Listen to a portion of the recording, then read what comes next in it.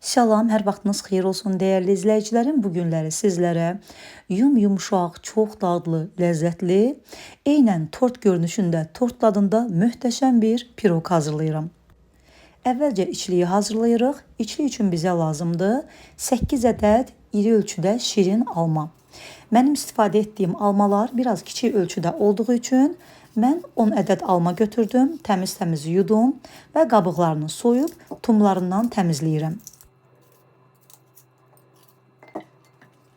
Dəyərli izləyicilərim, kim hardan videomuzu izləyirsə, hər birinizdən çox xahiş edirəm ki, videolarımızı izləyərkən zəhmətə dəyər verib, saniyənizi ayırıb yuxarıda gördüyünüz bəyən düyməsinə toxunaraq videolarımızı bəyənməyi unutmayın və əgər videolarımızı bəyənirsinizsə, mütləq yaxınlarınızla da paylaşın. Bununla da sizlər kanalımızın böyüməsində bizlərə çox dəstək olmuş olursunuz. Və almalarımızı təmizlədikdən sonra gördüyünüz kimi sürtkəcin iri gözündən keçirdirik.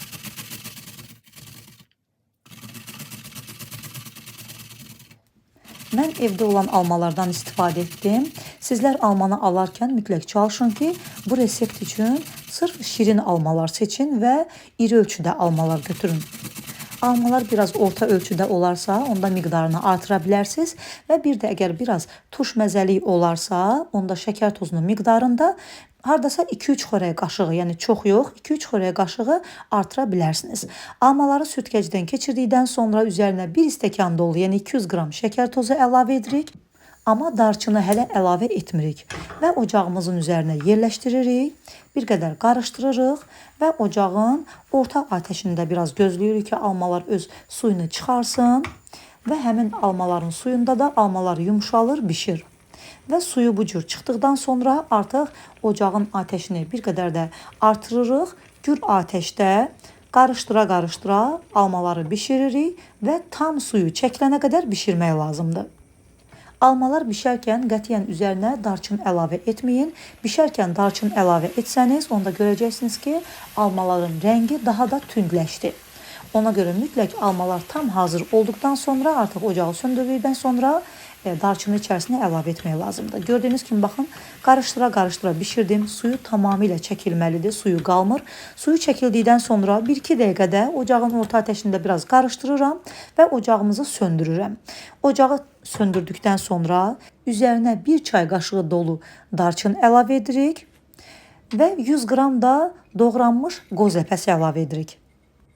Qoz ləpəsini də yaxşı olar ki, bıçaqla doğrayın ki, yeyərkən dişə dəysin, ağızda hiss olunsun. Və beləcə bunları qarışdırırıq və soymasını gözləyirik. Qoz ləpəsini də, darçını da ocağımızı söndürdükdən sonra almaların üzərinə əlavə edirik. Yaxşıca qarışdırırıq ki, darçın hər tərəfinə eyni bərabərdə olmaqla dəysin, yəni tamamilə qarışsın və içliyimizi qoyuruq qalsın, soyusun. Keçirik xəmiri hazırlamağa. Xəmir üçün ərzaqlar mütləq hamısı ev temperaturunda olmalıdır. 6 ədəd iri ölçüdə yumurta götürürük. Üzərinə əlavə edirik 2 stəkan, yəni 400 qram şəkər tozu. İstifadə etdiyim stəkan ölçüsü də 200 ml stəkan ölçüsüdür. Və bunları mikserlə tam ağarana qədər, kütlə bir neçə dəfəyə kimi, yəni 2-3 dəfə artana qədər qarışdırmaq lazımdır.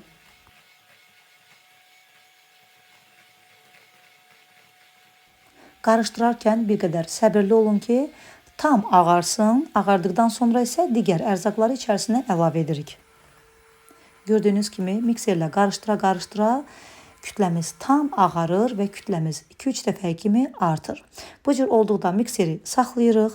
Üzərinə 1 armud stəkan, yəni 100 ml bitki yağı əlavə edirik. Mən qarğıdal yağından istifadə etdim. Üzərindən yenə də 1 armud stəkan, yəni bu da 100 ml eləyir. İstənilən mineral qazlı su əlavə edirik. Bəli, qazlı sudan istifadə edirik. Bilirəm, yenə də soruşacaqsınız. Bu da xəmiri çox gözəl köpürdür. Möhtəşəm bir xəmir eləyir. Gördüyünüz kimi, həmin bu mineral qazlı sunu içərisinə əlavə edərkən qəşəng xəmir köpür, şişir və unu da əlavə etdikdən sonra köpü qətiyyən yatmır. Yağı, qazlı mineral suyu əlavə etdikdən sonra çox az mikserin aşağı sürəti ilə qarışdırıb unumuzu, vanil və qabartmanı əlavə edirik. 2 stəkan undan istifadə etdim. Bu da 260 qram un eləyir. Yəni 1 stəkan unumuz 130 qram eləyir 200 ml stəkan ölçüsü ilə. Unumuzun yarısını əlavə edib üzərinə bir paket qabartma tozu, bir paket vanilya əlavə edirik. Biraz qarışdırırıq. Mikserin asta sürəti ilə, aşağı sürəti ilə. Qalan unumuzu da əlavə edib yenə də qarışdırmağa davam edirik. Tam qarışdıqdan sonra mikseri söndürürük və gördüyünüz kimi çox gözəl, havalı, möhtəşəm bir xəmirimiz olur. Spatula vasitəsilə də xəmirin kənarlarını ortaya doğru gətirib belə altdan yuxarı doğru qarışdırırıq və xəmirimiz hazır olur. Bu xəmiri mən soba listinin içərisində hazırlayacağam. Soba listimin ölçüsü də 38-in 35-ədir. Yapışmaması üçün mütləq çalışın ki, yağlı kağız sərin listin içərisinə və xəmirin yarısını içərisinə əlavə edirik. Digər yarısını isə ikinci listimizin içərisinə əlavə edirik. Gördüyünüz kimi xəmirin yarısını bir listimin içərisinə əlavə etdim. Hər tərəfinə eyni bərabərdə olmaqla yaydım və digər listimin içərisinə də yenə də yağlı kağız sərmişəm. Qalan xəmiri də içərisinə əlavə edirəm, yayıram və xəmirdən biraz qabın içərisində saxlayıram. Çünki bunları mən gözəyarı olaraq əlavə edirəm listimin içərisinə. İkisində də eyni bərabərdə xəmir olsun deyə biraz sonda xəmirdən saxladım və ən sonda listlərimin içərisinə baxdım. Hansında biraz azdırsa xəmir, həmin o qalan xəmiri də həmin listimin içərisinə əlavə edirəm və sobamı da artıq öncədən yandırmışam. 180-190 dərəcə arasında 30 dəqiqə müddətində bişib hazır olurlar. Bişərkən sobanın ağzını qətiyyən açmayın. 30 dəqiqədən sonra götürürük və listin içərisində biraz soymasını gözləyirik.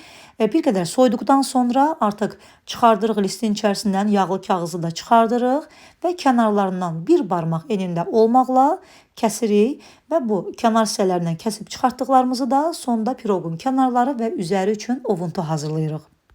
Qalınlığı bu cür olur. Gördüyünüz kimi. İkincisi də bişib hazır oldu, amma isti olarkən qətiyyən çalışın ki, nə yağlı kağızdan çıxartmayın, nə də kənarlarını kəsməyin. Çünki eynən biskvit kimi o qədər yumşaq olur ki, isti olarkən bölünə bilər, əzilə bilər. Ona görə mütləq gözləyin bir qədər soysun. Soyduqdan sonra rahatlıqla kağızını çıxardırsınız və kənarlarında bir barmaq enində olmaqla kəsirsiniz.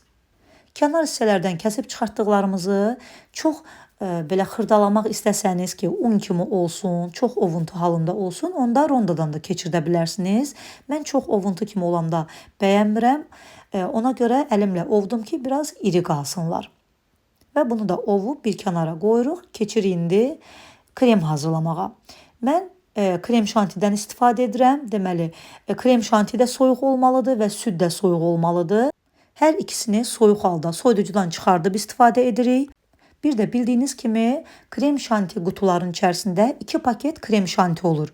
Biz ikisini yox, sadəcə bir paketini istifadə edirik.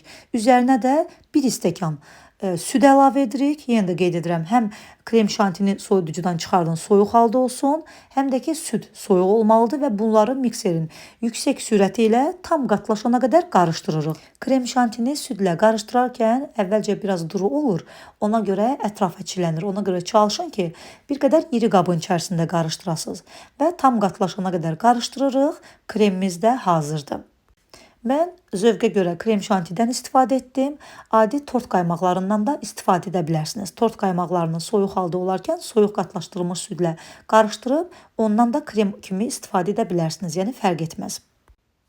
İndi isə piroqumuzu hazırlayırıq. Buna piroq da deyə bilərsiniz, tort da deyə bilərsiniz. İnanın ki, tortdan qətiyyən seçilmir.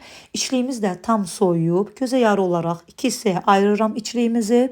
Piroqun ölçüsü iri ölçüdə olduğu üçün mən elə rahat olsun deyə listimizin arxa hissəsində hazırladım, kremlədim. İçliyin yarısını əlavə edirik üzərinə və kənarlara doğru yayırıq.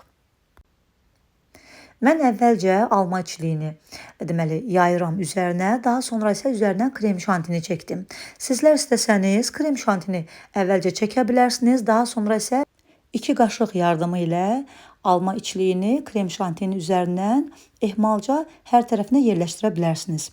Çünki krem şantini ilk olaraq üzərinə yaysanız, alma içliyini krem şantinin üzərindən yaymaq olmayacaq. Ancaq 2 qaşıq yardımı ilə üzərinə hər tərəfinə yerləşdirə bilərsiniz.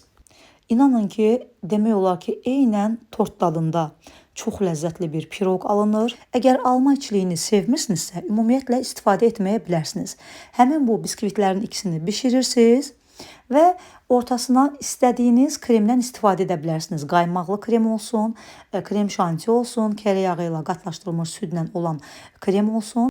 Hətta istəsəniz kremdən istifadə etmədən belə istənilən cemlə də üzərini, kənarlarını örtə bilərsiniz. Yumşaq, ağızda əriyən, möhtəşəm bir tort alınacaq. İnanın ki, çox ləzzətli olur.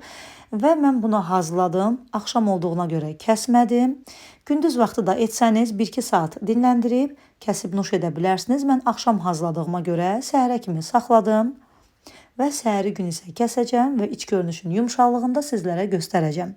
Kənarlarını da kremləyirəm və öz ovuntusu ilə sadə şəkildə kənarlarını və üzərini örtürəm.